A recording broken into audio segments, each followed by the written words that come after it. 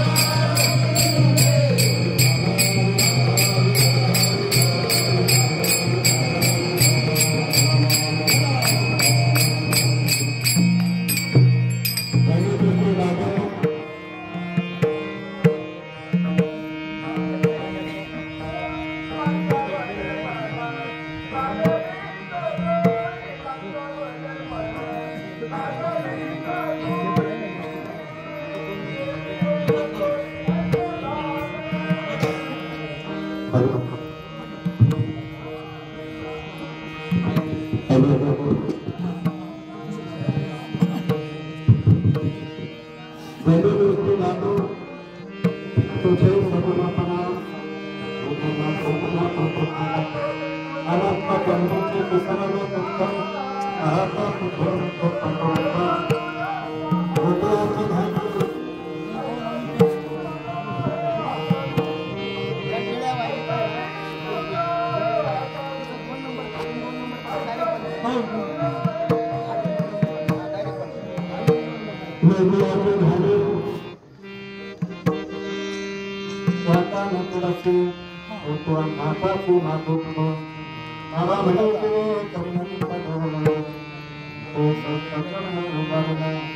अनंत जन्मीचे विसरल दुःख आता तुझे पांडुरंगा विठाला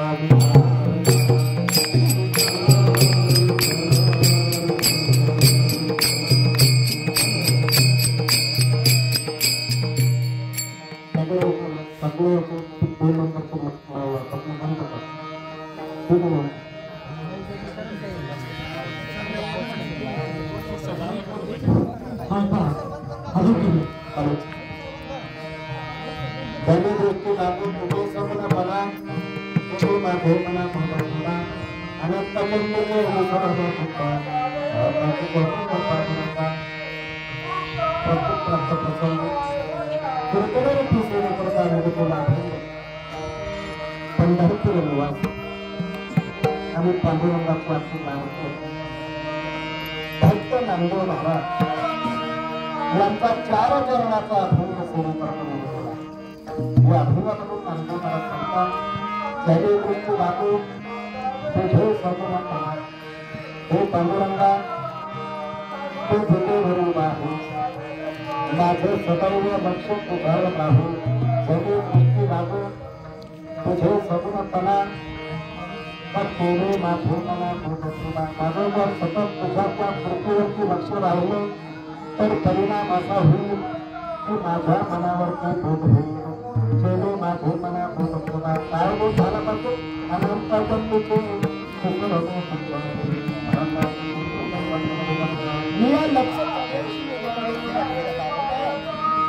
या योनीमधून फिरता फिरता मला फार दुःख झालेलं आहे आणि या दुःखाची निवृत्ती करण्यासाठी हे पांडुरंगा का मला यातून सोडव.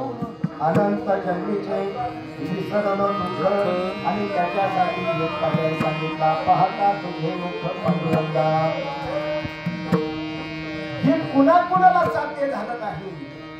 अभंगाच्या 3ऱ्या चरणात सांगतात, योगियाचे ध्यानी ध्याताना तुलसी होतो आम्हापासून. अरे कुणाच्या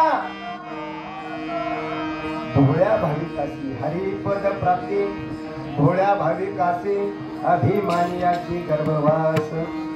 हे पांडुरंगा तुझी भेट कुणाला झालेली आहे तर हे योग्याच्या सुद्धा ध्यानात नाही. योगियाचे ध्यानी ध्याता न तुलसी. हे योग्याला साधना हे साध्य होणार नाही. पण फक्त आणि फक्त इथं काय पाहिजे हे वारकऱ्याला किंवा भोळ्या भक्ताला ते साध्य होणार आहे. योगियाचे ध्यानी ध्याता न तुलसी फोटो अंगावरती मागे पुढे नुसता दिसणार नाही तर तू सदैव आमच्या मागे आणि पुढे राहणार आहे. योगियाचे ध्यानी ध्याताना तुलसी फोटो आम्हापाशी मागे पुढे अनंत जन्मीचे विसरल दुःख. मग याच्यासाठी सगळ्यात नामदेव महाराज म्हणतात, नामा म्हणे जीवे बोलत म्हणजे काय कारण मी माझं तन मन धन सर्वस्व तुला अर्पण करणार. नामा म्हणे जीवे करीन लिंबलो तुला नाही ओवळणार रे हे पांडुरंगा. तुला नाही तर तुझ्या विटेवर उभा आहेस ना त्याच्या सह मी तुला काय करीन वंदन करीन नमस्कार करीन. नमा म्हणजे जीवे करीन लिंबलो चरण ओवाळीन. आणि परिणाम काय होईल अनंत जन्मीचे विसरल दुःख. आता तुझे पांडुरंगा पांडुरंगा करू प्रथम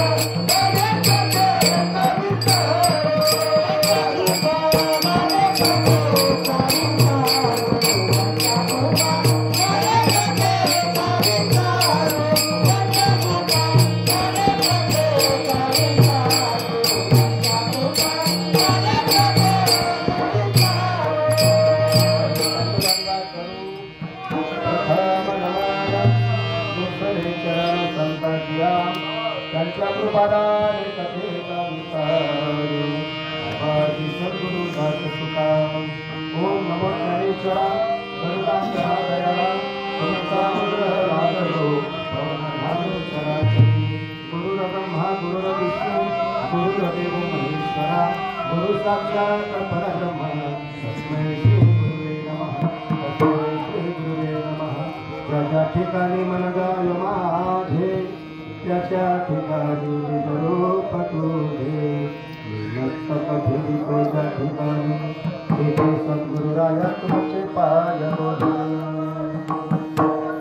जनी दृष्टी लागून तुझे सगुणपणा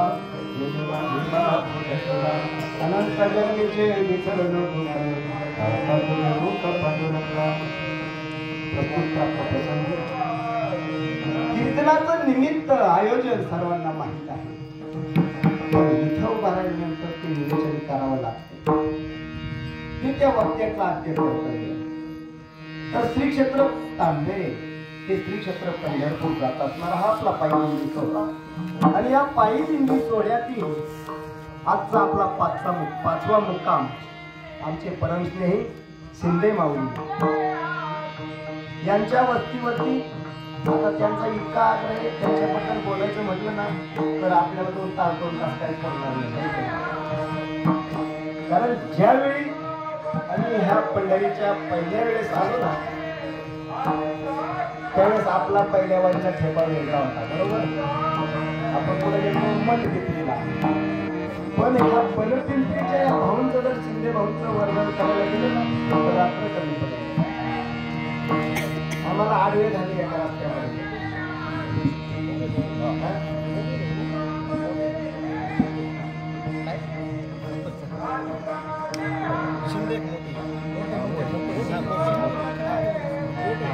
मोठे भाऊ माझ्या वृत्ती मागचं नाव माफी करतो. कारण आता काय म्हणजे ते काय आता सांगायची काही गोष्टच नाही. कारण काय ध्यानात राहिलं काय सकाळी येतो म्हणे आवाज बाबा टिकवाली वर्षी म्हणे म्हणलं मग काय आता म्हणजे या वारीमध्ये आल्यानंतर ना माणसाला विसरून गेल्या पाहिजे. आणि त्याच्यासाठी ती नियोजन म्हणजे एवढा अभ्यास कशासाठी ही गोष्ट करायची का करा मला नव्हतं एक प्रमाणे असं व्हायचा कोठे आठवची नाही आणि देहावर नसताना हे भजन करायचं. आणि जोपर्यंत आपण देहावर आहे ना तोपर्यंत भजनाचा आनंद मिळू शकत नाही. म्हणून इथं विसरलं पाहिजे. इथं काय पाहिजे अरे मी कोण आहे याचाच विसर तेव्हा ती गोष्ट पाहिजे. या नियमाप्रमाणे मोठे भाऊंचा विचार केला. मोठे भाऊंची वस्ती फार दूरवर आहे. म्हणजे नाही दूरवर पण नाही पण एक चिखलाचा रस्ता वारकऱ्यांची हाल होऊ नये म्हणून त्यांनी काय नियोजन केलं. तुम्ही म्हणता तिथे मी पंगत येईल. बरोबर ना बाबा. तुम्ही म्हणले ना या रोडवर घ्या पा तिथं मी येऊन तुम्हाला जे पाहिजे ती पंगत येईल. एवढा अट्टहास त्यांचा परिवार आणि सगळं जर कौतुक केलं ना फार म्हणजे त्याच्याबद्दल आपल्याला बोलायला वेळ कमी पडेल. तिकडे जायचं नाही आपल्याला. आपल्याला या अभंगावर चिंतन मांडण्याचा प्रयत्न करायचा. काय करायचं, थोडासा वेळ आहे आपल्याला, अर्धा ते पाऊण तास, आपले 15 मिनिटं 20 मिनिटं गेली है नाही. आणि आपल्याला खरं कीर्तन करायचंय 35 मिनिटामध्ये. आता बरोबर ना बाबा, 9ला म्हणजे 9ला आपण थांबणार. तर नामदेव महाराज या अभंगातून सांगतात की हे पांडुरंगा, माझं सतत लक्ष कुठं राहिलं पाहिजे, तर तुझ्या त्या मूर्तीकडे, सगुण रूपाकडे माझं लक्ष राहिलं पाहिजे. जनी दृष्टी लागो तुझे सगुणपणा, मग त्याला परिणाम काय होईल सांगतो. तर माझ्या मनावर त्याचा परिणाम होईल. तर तुकाराम महाराजांचे दुसरे शब्द आहे, संताचे संगती मनोमार्ग गती, अकळावा श्रीपती गेले पंथी. आणि हा प्रयोग करायचा आहे कुणाला हो? बोट शरीराला होऊ शकतो का? हा शरीराचा विषयच नाही. परमार्थ हा शरीराचा विषयच नाही. परमार्थ हा मनाचा विषय आहे. आता आमची ती ना सुभाष भाऊची ताईने भारी म्हणते, मन हा मोगरा अर्पुलेश्वरा. रडायला येतो बरं का. आता ज्याला कळण द्याला, ज्याला नाही कळण द्या मारितोय उड्या नुसत्या. काय मन हा मोगरा अर्पुलेश्वरा, पुनमती संसारा नाही. मन हे सेवंती अर्पुनी भगवंती, पुनरपी संस्कृती हे नाही. मन हे तुलसी अर्पुनी ऋषिकेशी, पुनरपी संस्कृती हे नाही. प्रत्येक त्या मनाला इतक्या उपमा दिल्या, पण हे मन इतकं दलिंदर, इतकं दिलिंदर, तर ते आकळतच नाही. ते मला सर्वायला कुठं असं पळतय तर त्याच्यासारखा वेग या जगात दुसऱ्या गोष्टीला कुणालाच नाही. किती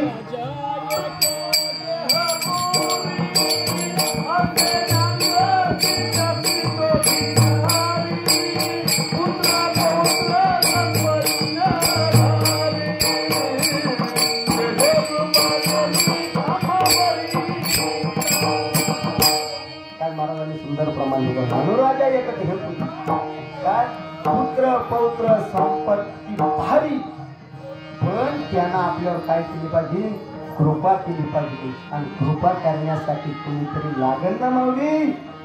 तर कृपा अशी उगाच कशी पण होईल. अरे कृपा करायला ते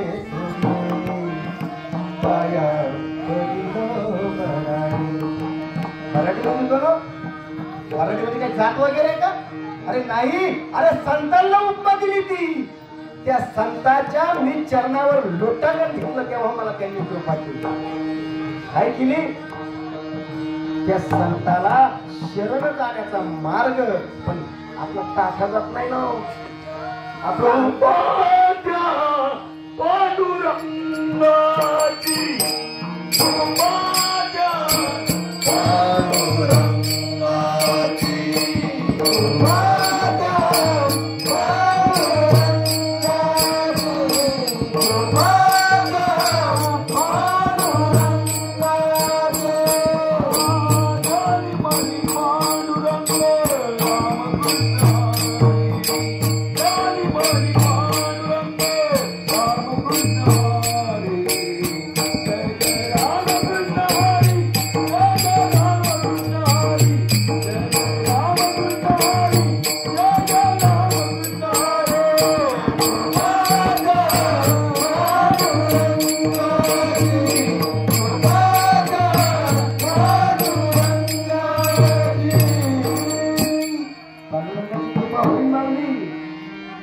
पांडुरंगापाशी घेऊन घालवायला पाहिजे ना.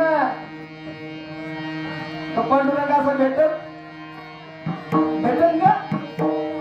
ते पाहिजे वस्तू का?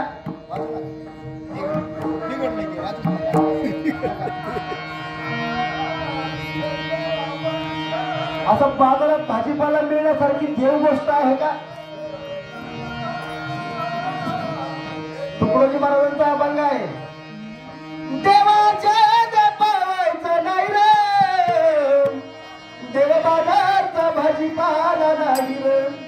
अरे मनी नाही भाव म्हणे देवा मला पाव देवाच्या जपावायचं नाही राम देव बाजारचा भाजीपाला नाही रे गेलो बाजारात द्या 5 किलो देव द्या 2 किलो देव त्याच्या त्याच्या आईपतीप्रमाणे त्याच्या त्याच्या कुटुंबाप्रमाणे असं मागितलंय का अचानक मिळेल का अरे नाही मिळणार त्याच्यासाठी कोणाला तरी नाक घासावं लागेल कुठंतरी नाक घासावं लागेल सद्गुरु वाचोनी सापडे ना सोय सद्गुरु वाचोनी सापडे ना सोय सद्गुरु वाचोनी सापडे ना सोय सद्गुरु वाचोनी सापडे ना सोय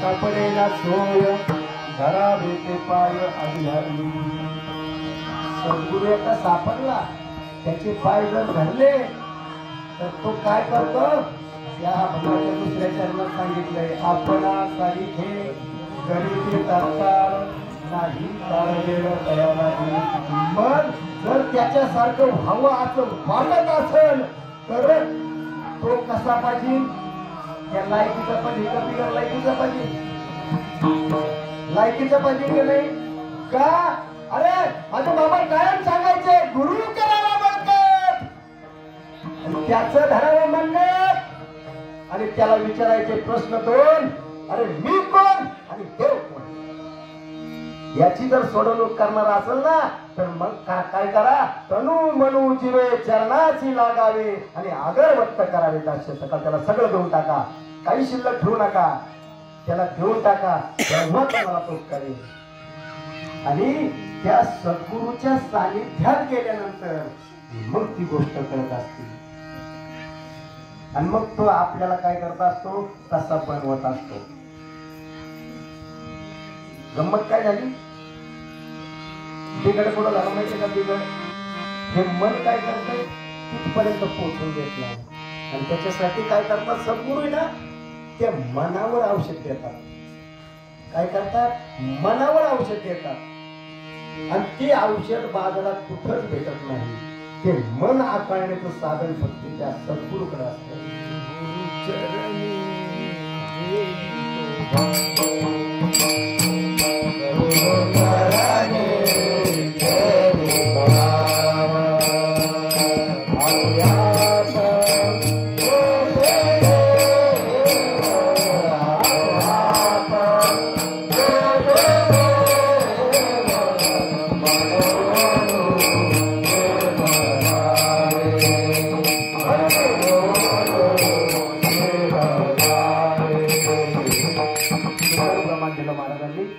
गुरु चरणी ठेविता भाव आपे आप भेटे देव मनोन गुरु से भगावे काय भाव पुढं गुरु चरणी दिन व्हावे पण गुरु करायला सगळे तयार माळ घातली त्याच्याकडून माळ घातली तो त्याचा काय होतो गुरु होतो आणि गुरुची न्याची आयुष्यात परत कधी भेट होत नाही मग कसा तुमचा भाव टिकेल कसा देव भेटेल अरे गुरु हा देहानं होऊच शकत नाही कोणीच कोणाचा गुरु देहानं होऊच शकत नाही होईल का नाही होणार एक सांगू तुम्हाला ताई आता तुम्ही म्हणताय काही पण बोलताय हे ताई तुला भाकरी बनवता येतात का येतात ना तुझ्या भाकरीला पापुडा येतो का गावड्या थापी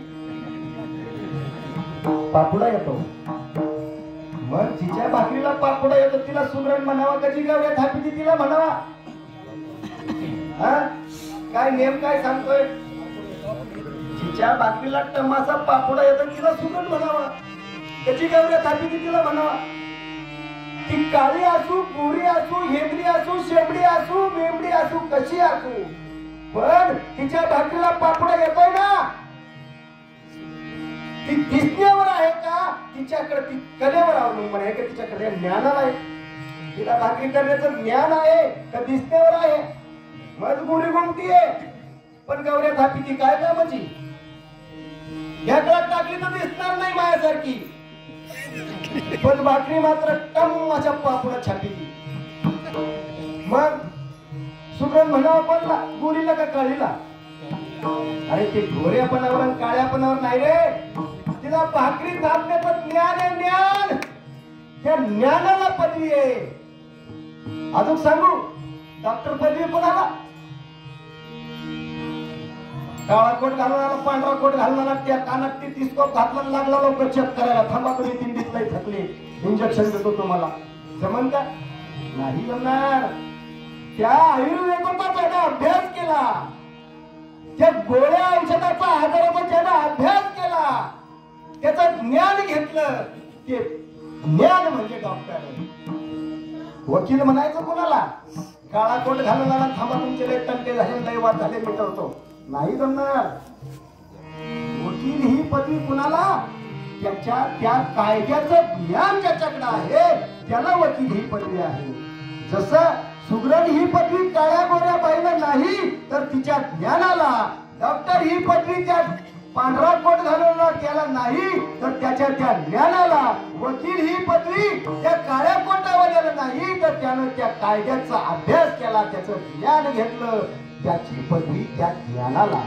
म्हणून संत हे दिसण्यावर आहे का? अरे त्या महात्म्याकडे काय ज्ञान आहे, त्या ज्ञानाला ही पदवी आहे. मौलीचे कोणी सांगून जाईल, ते ज्ञान पैगाबर जडे मनी अखी अनावे, तरे संताया भजावे सर्वस्वेसी. काय ते सांगितलं का? ती व्यक्ती सांगितली का? काय सांगितलंय? ते ज्ञान पैगाबरवे जरी मनी अखी अनावे, तरी संताया भजावे सर्वस्वेसी. देहाला सांगितलं का? व्यक्तीला सांगितलं का? अरे ते ज्ञान, ज्ञानगुण गंभीर ज्ञानदेवा लाभले, अरे निवडून तिने दिलेले माझे हाती. अजून काय सांगायचंय? अजून काय सांगायचंय? आणि केव्हा प्रकाश पडेल? अरे केव्हा ती गोष्ट कळेल? तर चाललंय नुसतं चाललंय म्हणून चाललंय नाही रे. त्या मेळ बसूच शकत नाही. जोपर्यंत तुम्ही त्या देहाला गुरु म्हणताना तोपर्यंत मेळ बसणारच नाही. तुम्ही ज्या दिवशी त्या ज्ञानापर्यंत पोहोचणार त्या दिवशी मेळ बसणार. कारण ही गोष्ट समाजात विकत नाही, खपत नाही. समाजाला काय लागतंय आज? त्यांची टिचिंग लागत आहे. काय झकनंग लागत आहे. ही गोष्ट नको म्हणती. माळ घाली तो काय करतो? मी तुझा शिष्य होतो पण फक्त काय करीन? घालीन आणि बरोबर पिशीलून घेणार. पण ती जी गोष्ट तू देणार आहे ना ती करणार नाही म्हणतो. अरे कसा मेळ बसेल? बसणारच नाही. ती गोष्ट महत्वाची आहे, ती गोष्ट महत्वाची आहे. म्हणून तर नामदेव महाराजांनी कोणाला तरी केलं ना, गुरु केला ना. असा ताठा होता ना, नामदेवाचा सुद्धा ताठाच होता ना. ते काय म्हणायचे? ज्याची पाऊले समान तोची एक दान शुरुराता. मी फक्त पुढे जाईल, ज्याचे कटेवर हात आहे तो विटेवर उभा आहे त्यालाच मी नतमस्तक होईल. मी तरत्र मी नतमस्तक होणार नाही. अहंकार होता म्हणून देवाला तो अहंकार घालायचा होता. म्हणून तर देवाला त्याला पुण्याकडे पाठवलो, अवघ्या नागनाथला पाठवलं ना. मी सोबत खेचरतलं अगोदर तर तो चाटी, नंतर झाला खेचार. आपण तिकडे जाणार नाही. आता तिकडे गेलं तर आपलं तिथं संपून जाईल आहे की नाही. मग ती गोष्ट नामदेवानं करून घेतली. आता ती कथा पण तुम्हाला माहिती आहे. अवघ्याला गेल्यानंतर काय झालं, कसं झालं ते पण बोलणार नाही. फक्त आता इथं काय करायचंय? आपल्याला खेळायची टी20. आता काय कसोटी नाही. आपली ओव्हर किती आहे? 20 ओव्हरची मॅच आहे आणि तुम्ही म्हणजे 50 ओव्हर खेळत बसू तर मग खेळ जमणार नाही. आता काय करायचं? फक्त 1 आणि 2 रन काढायचेच नाही, नुसते 6 आणि 4 आणायचे. फक्त टच करून जायचं, फक्त टच करून जायचं. मग नामदेवानं ती गोष्ट करून घेतली आणि ज्यावेळेस परतीच्या प्रवासाला निघाले त्यावेळेस भगवंताला प्रश्न पडला, अरे नामा कसा आहेस तू, आता तुझी परीक्षा घेतली पाहिजे. मग काय केलं, त्या भगवंतानं स्वानाचं रूप घेतलं. स्वानाचं म्हणजे कशाचं कळलं ना, कुत्र्याचं रूप घेतलं. नामदेव महाराज सकाळच्या प्रहरामध्ये सकाळचं भोजनाची व्यवस्था चालू आहे, अगदी चौल तयार केली, टोपल्यामध्ये ठेवली आणि नामदेव राया पाणी आणण्यासाठी बाजूला गेले. तेवढ्यात त्या पांडुरंगाने आता पुत्र म्हणायचं नाही, आता काय म्हणायचं नाही, आपण तरी नाही म्हणायचं, बाकीच्याला म्हणू द्या, कोणाला म्हणायचं असेल तर म्हणू द्या, आपण नाही म्हणायचं. तो पांडुरंग परमात्मा त्या चवडी, त्या टोपल्यापाशी चवडीपाशी गेला आणि ती आखी चवड उचलली आणि धुम टोकली. नामदेवाने ती बघितलं आणि आवाज दिला, अरे अरे ऋषिकेशी कोरड्या रोट्या कंच्या फाशी, अरे अरे ऋषिकेशी कोरड्या रोट्या कंच्या फाशी, अरे अरे ऋषिकेशी कोरड्या रोट्या कंच्या फाशी, अरे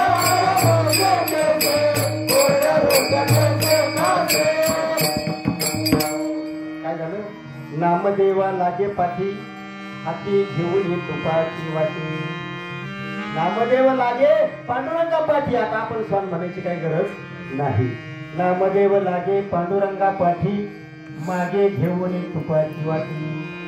कारण कोणाला म्हणायचं असेल तर म्हणून द्या, कुत्रे म्हणतील, आपलं काय करायचं, काय करायचं आपल्याला देव. आपण कुठं चाललोय, त्या पंढरीला चाललोय ना, तर मग आता काय पाहिजे आपल्या मुखामध्ये, बोलायचा विठ्ठल, पाहायचा विठ्ठल, करायचा विठ्ठल. आणि तेव्हा मग ते मन आकळ काय होईल, तेव्हा ते मन आकळत, तसं आकळणार नाही. मग सद्गुरू काय करतात, मन आकळण्याचा मार्ग सांगतात. एक उदाहरण देऊन सांगायला, दृष्टांत देऊन सांगायला, काय का त्या मनाला आकळण्याचा मार्ग असतो.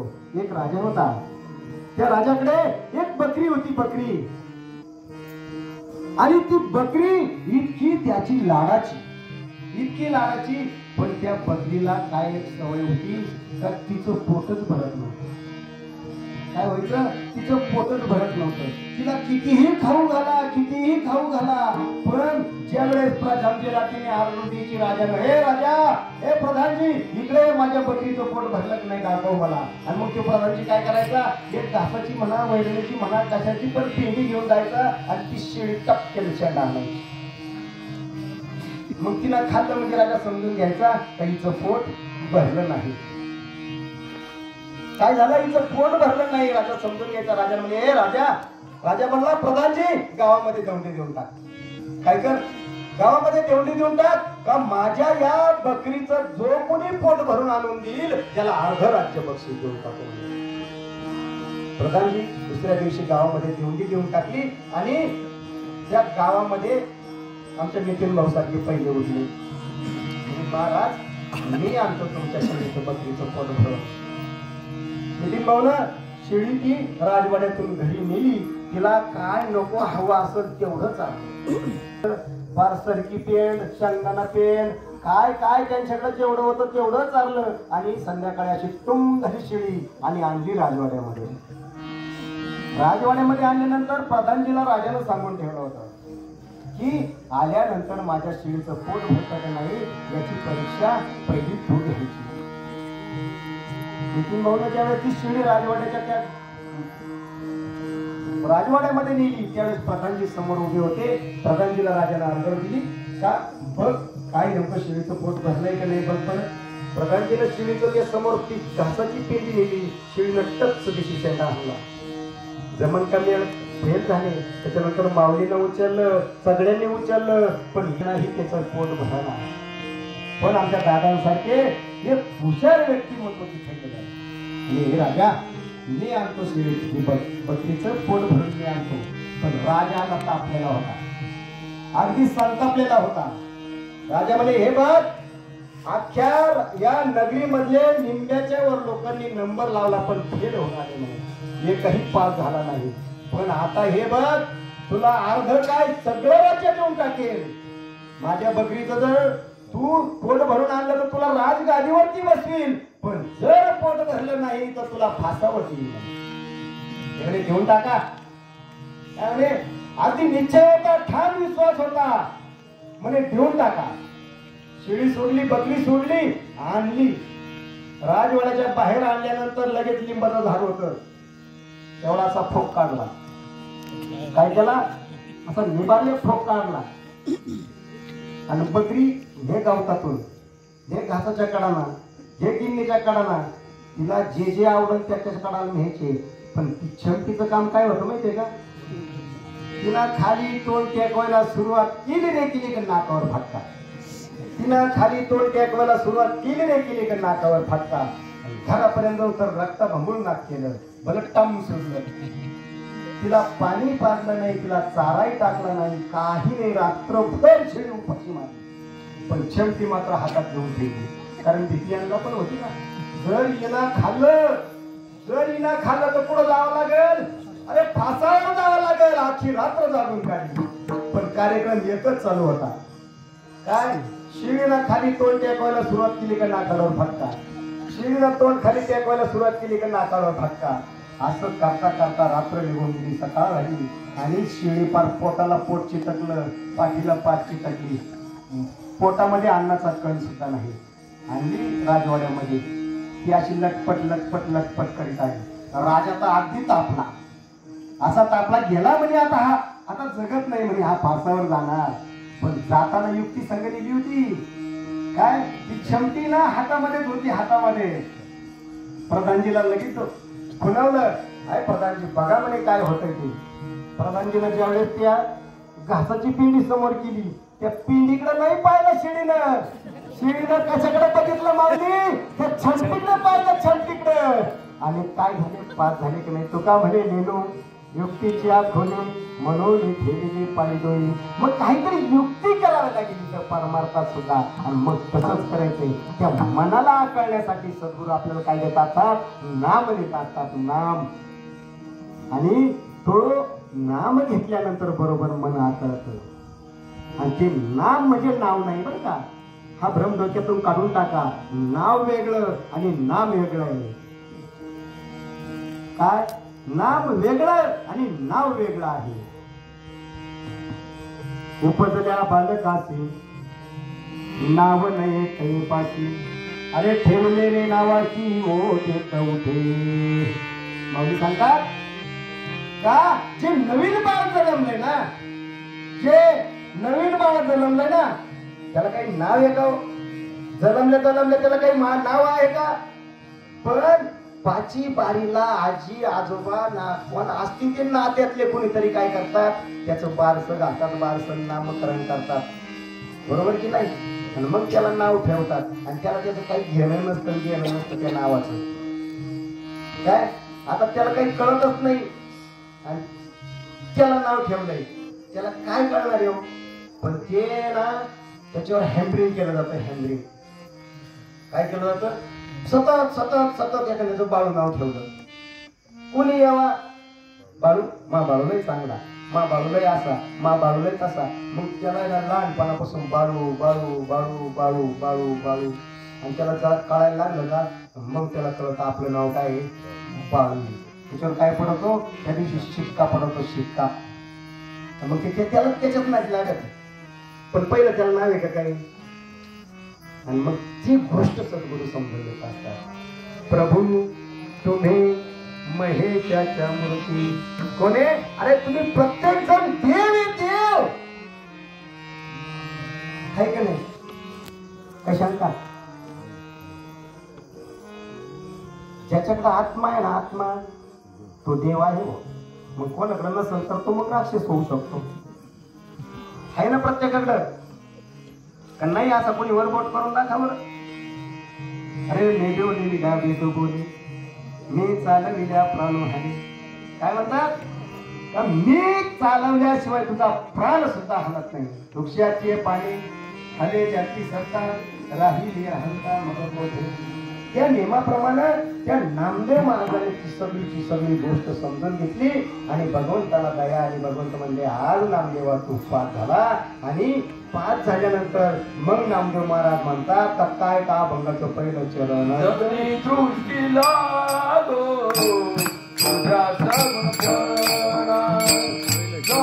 मूर्तीला गो तुझे समर्पणा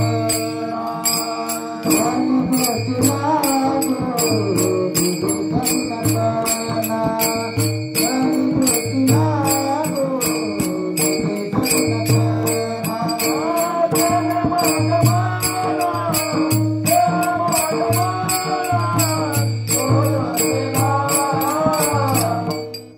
आनंद जन्मे आनंद जन्मीते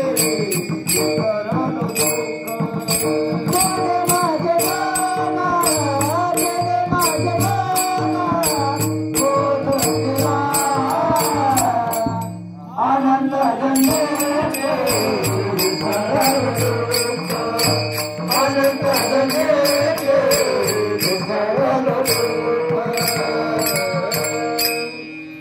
काय नेम सांगितला जने दृष्टी लागो तुझे सगुणपणा तेने माझे मना बोध केला नाही तर आपलं लक्ष कायम आहे पुढं त्या प्रपंचावरती आता तू जी आलेली सुद्धा आहे ना बरं उगं पारी पाहत राहायचं आणि ऐकत राहायचं काही बोलायचं नाही बरं का बोलायचं नाही फक्त पाहायचं ना ऐकायचं विषय तो त्यांचा झाला नारायण नाव झाला काय ज्याचा जसा विषय आहे ना काय मनी जे वसे तेच स्वप्ने दिसे काय काही अंतरीचे धावे स्वभावे पाहे जो आत विचार चालू आहे ना किती दाबायचा प्रयत्न करा कितीही दाबायचा प्रयत्न करा ते आपोआप ओठावर येत असतं काय होत असतं ओठावर आपोआप तुम्ही किती दाबा ते बरोबर येत असतं आणि बाबा काय सांगत असतं बरं का एकट्या